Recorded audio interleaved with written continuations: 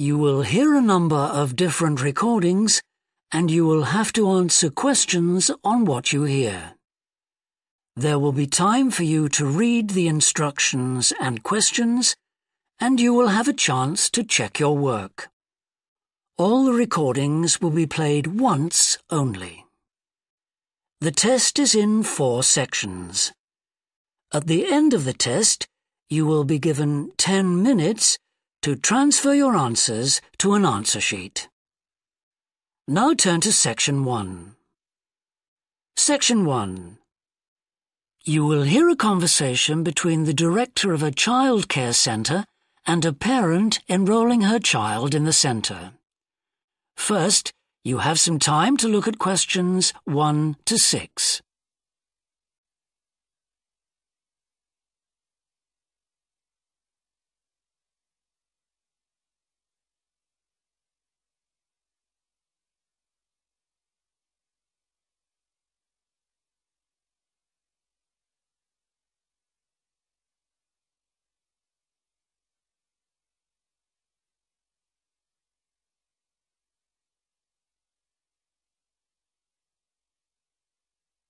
You will see that there is an example that has been done for you.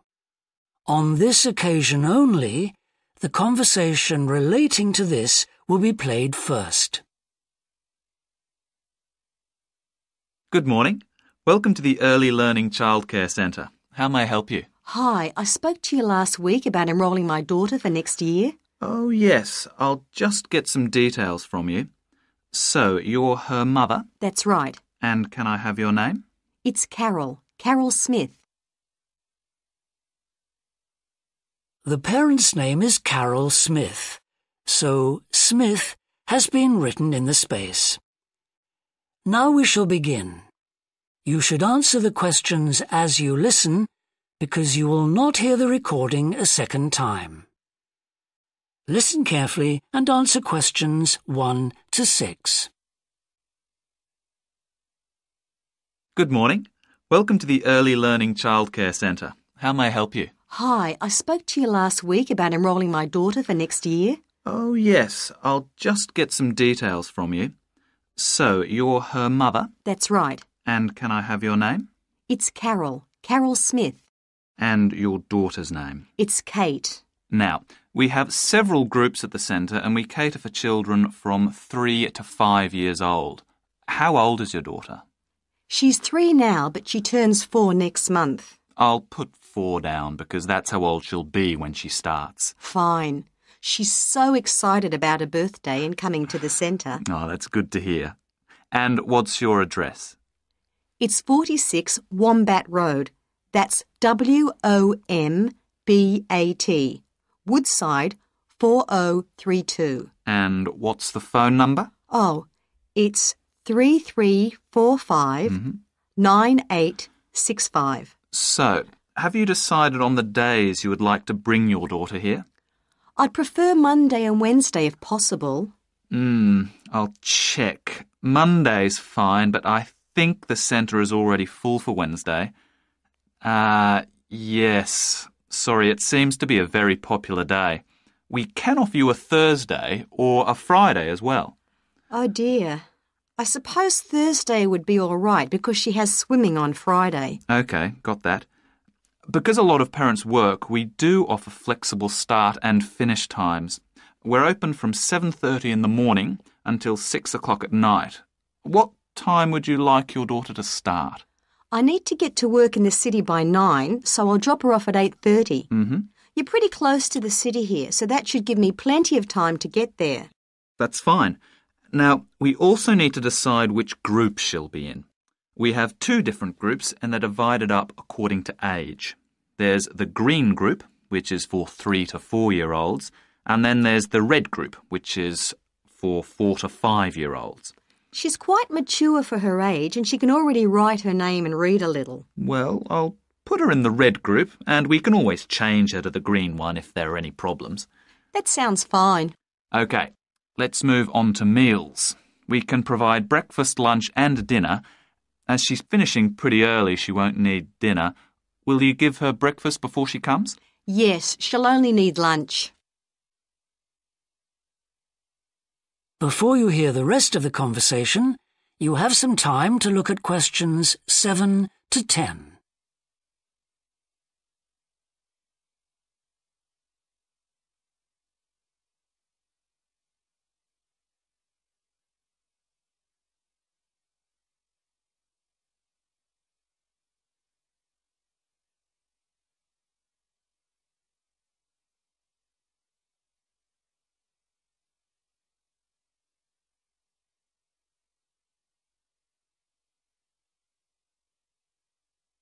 Now listen and answer questions 7 to 10.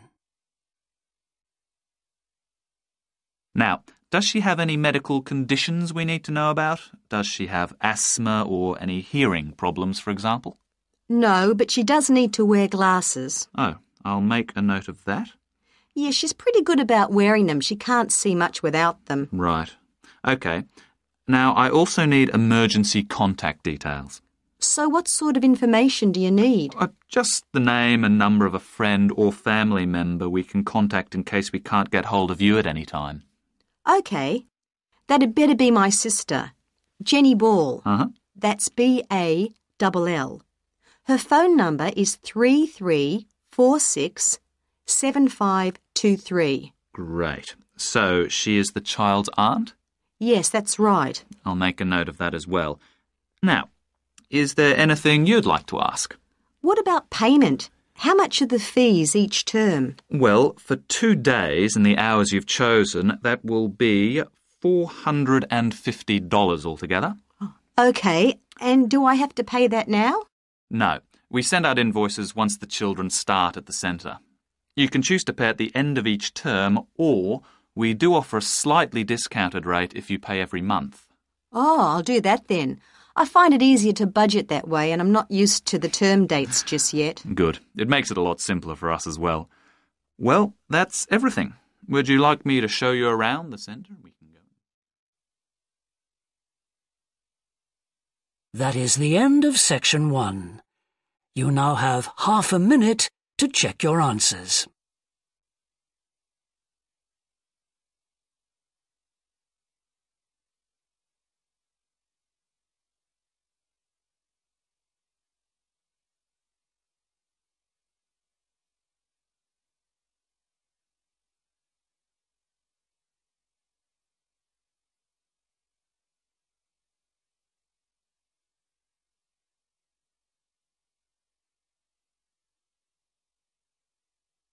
Now turn to section 2.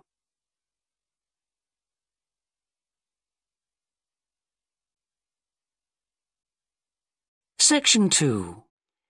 You will hear a woman called Alice Bussell talking on the radio about the Dolphin Conservation Trust, an organisation which tries to protect dolphins. First, you have some time to look at questions 11 to 15.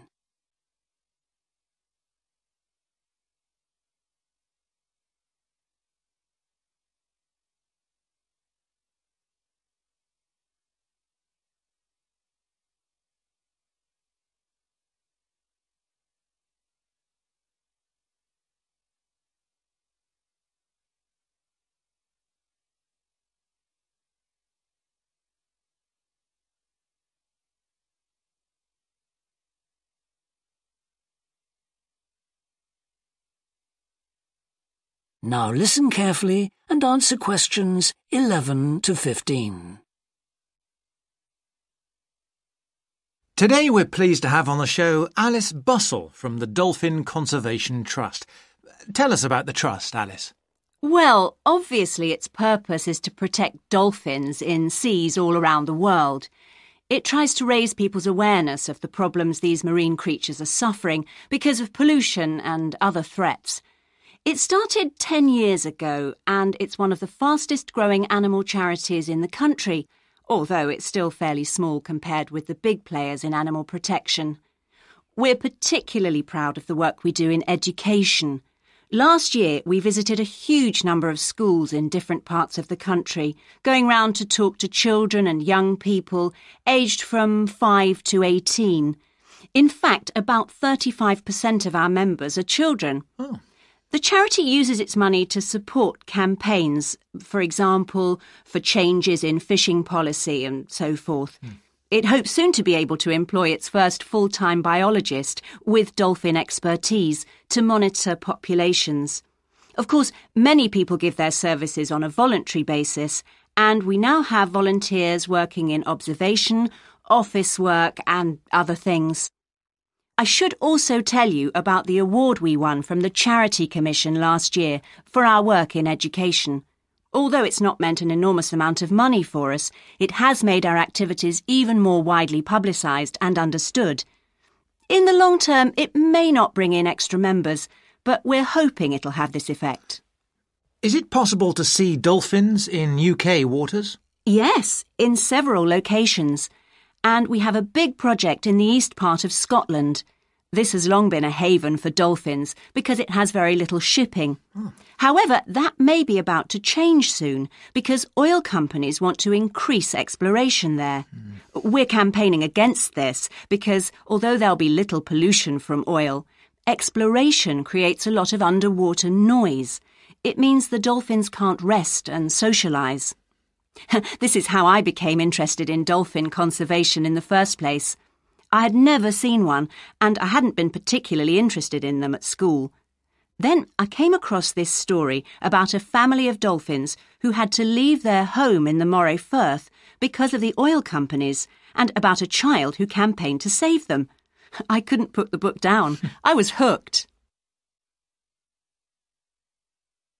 Before you hear the rest of the talk, you have some time to look at questions 16 to 20.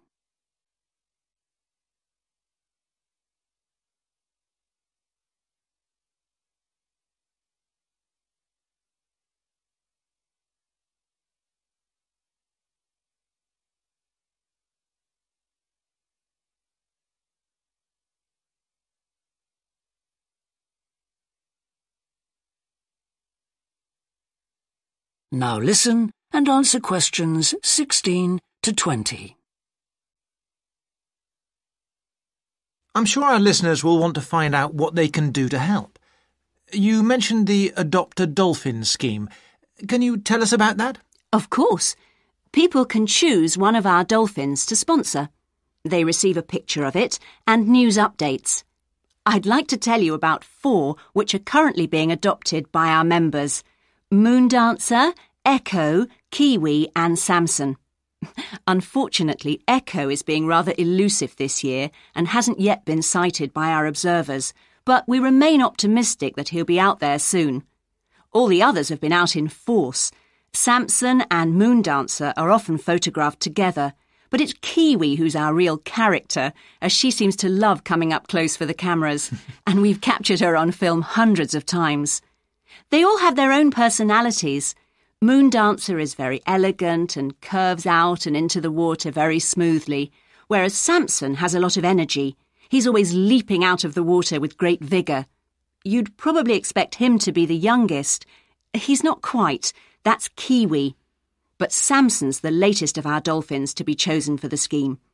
Kiwi makes a lot of noise, so we can often pick her out straight away. Echo and Moondancer are noisy too, but Moondancer's easy to find because she has a particularly large fin on her back, which makes her easy to identify. So, yes, they're all very different. Well, they sound a fascinating group. And how would you go about... That is the end of section 2. You now have half a minute to check your answers.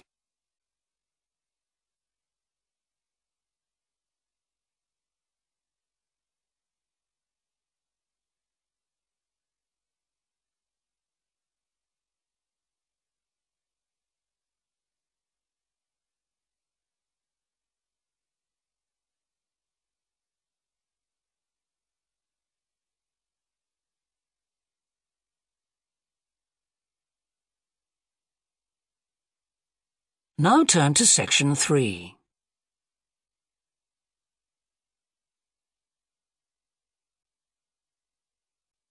Section 3. You will hear a student called Rob, who is in the first year of a theatre studies course, talking to another student called Mia, who's in the 4th year of the same course. First, you have some time to look at questions 21 to 25.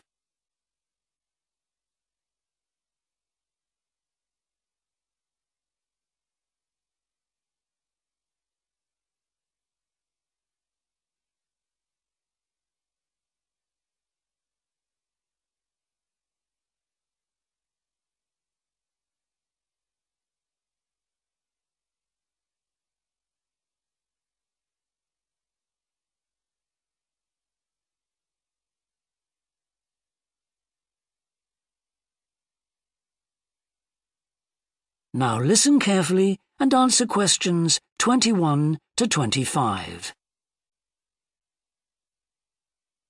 Hi, Rob. How's the course going? Oh, hi, Mia.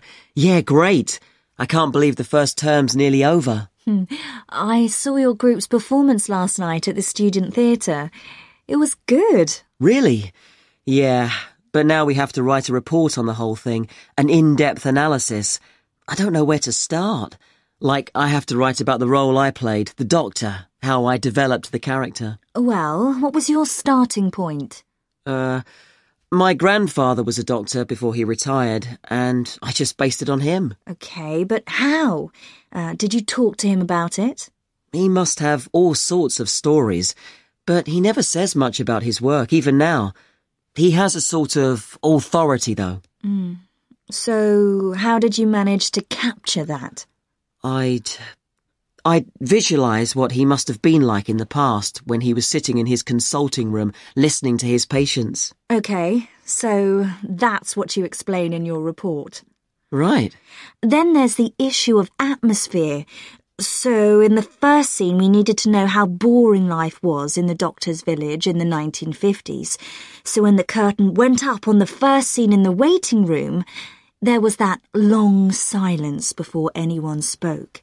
And then people kept saying the same thing over and over, like, cold, isn't it? Yes, and everyone wore grey and brown and just sat in a row. Yes, all those details of the production. And I have to analyse how I functioned in the group, what I found out about myself. I know I was so frustrated at times when we couldn't agree. Yes. So did one person emerge as the leader? Sophia did. That was okay. She helped us work out exactly what to do for the production, and that made me feel better, I suppose. When you understood what needed doing? Yes. And Sophia did some research too. That was useful in developing our approach. Like what? Well, she found these articles from the 1950s about how relationships between children and their parents, or between the public and people like bank managers or the police, were shifting. Interesting. And did you have any practical problems to overcome? Well, in the final rehearsal, everything was going fine until the last scene. That's where the doctor's first patient appears on stage on his own. The one in the wheelchair? Yes. And he had this really long speech with the stage all dark except for one spotlight. And then that stuck somehow, so it was shining on the wrong side of the stage. But anyway, we got that fixed, thank goodness. Yes, it was fine on the night. Before you hear the rest of the discussion, you have some time to look at questions 26 to 30.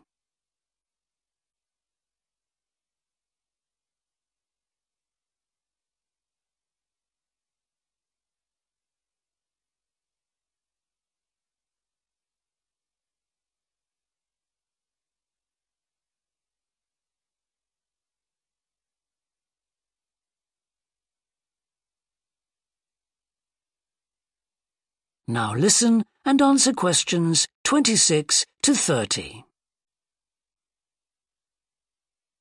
But while you're here, Mia, I wanted to ask you about the year abroad option. Would you recommend doing that? Yes, definitely. It's a fantastic chance to study in another country for a year. I think I'd like to do it, but it looks very competitive. There's only a limited number of places. Yes. So, next year, when you're in the second year of the course, you need to work really hard in all your theatre studies modules. Only students with good marks get places. You have to prove that you know your subject really well. Right. So, how did you choose where to go?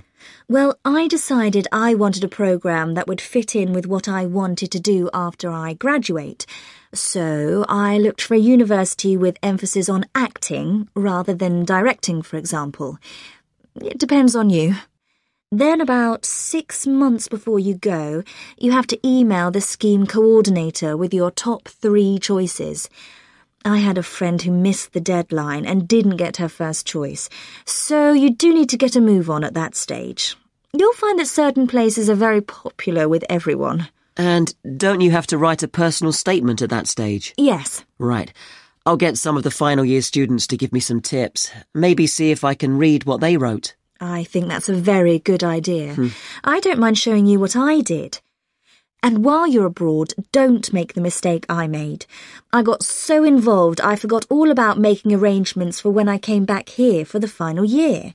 Make sure you stay in touch so they know your choices for the optional modules. You don't want to miss out doing your preferred specialisms. Right. That is the end of section 3. You now have half a minute to check your answers.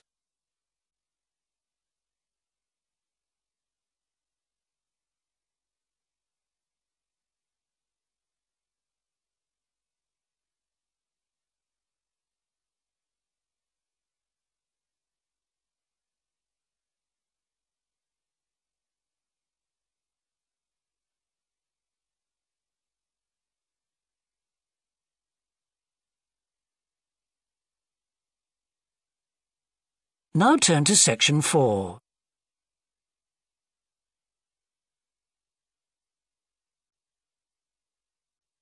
Section 4. You will hear part of a lecture about leadership introducing a theory called self-regulatory focus theory. First, you have some time to look at questions 31 to 40.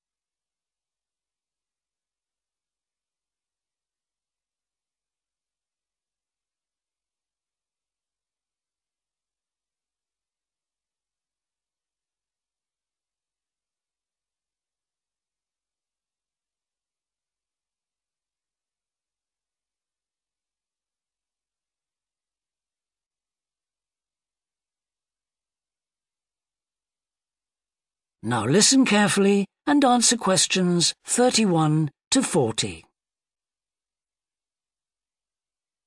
Today, I want to talk about self-regulatory focus theory and how the actions of leaders can affect the way followers approach different situations. Self-regulatory focus theory is a theory developed by Torrey Higgins. He says that a person's focus at any given time is to either approach pleasure or avoid pain. These are 2 basic motivations that each and every one of us has, and they cause us to have different kinds of goals. Promotion goals in different life situations emphasize achievement.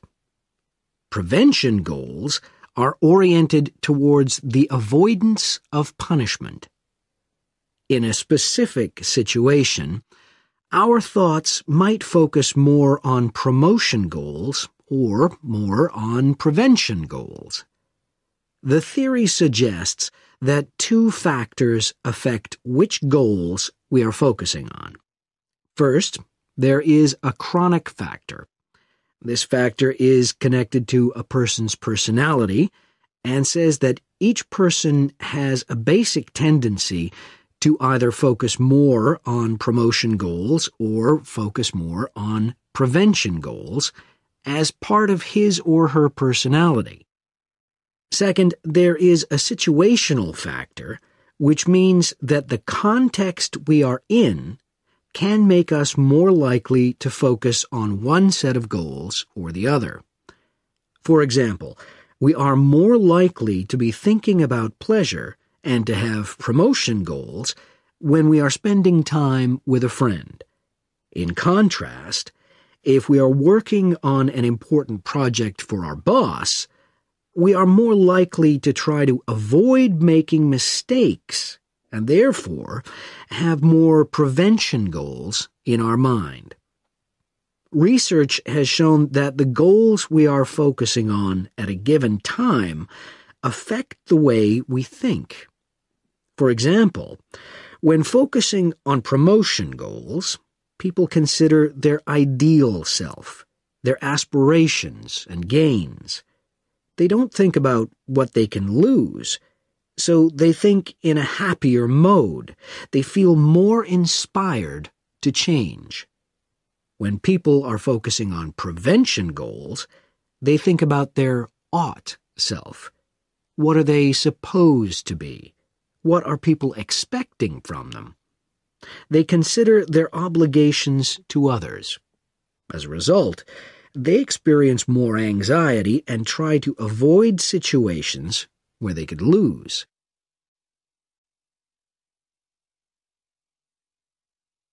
Now that I have talked about the two focuses and how they affect people, I want to look at the idea that the way leaders behave, or their style of leading, can affect the focus that followers adopt in a specific situation. In talking about leadership, we often mention transformational leaders and transactional leaders.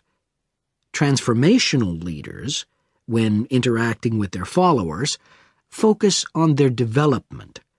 In their words and actions, transformational leaders highlight change. Their speech is passionate and conveys a definitive vision. All of these things can encourage followers to think about what could be. In other words, they inspire a promotion focus in their followers. In contrast, transactional leaders focus on developing clear structures that tell their followers exactly what is expected of them. While they do explain the rewards people will get for following orders, they emphasize more how a follower will be punished, or that a follower won't get rewarded if his or her behavior doesn't change. In short, they emphasize the consequences of making a mistake. This emphasis will clearly lead followers to focus on avoiding punishment and problems. This is clearly a prevention focus. In conclusion, it is important to understand that one focus is not necessarily better than the other one. For a designer who works in a field where a lot of innovation is needed, a promotion focus is probably better. In contrast, a prevention focus, which causes people to work more cautiously and produce higher quality work, might be very appropriate for a job like a surgeon, for example. The main point of the research, though, is that the actions of leaders can greatly influence whether people approach a situation with more of a promotion focus or more of a prevention focus. That is the end of section 4. You now have half a minute to check your answers.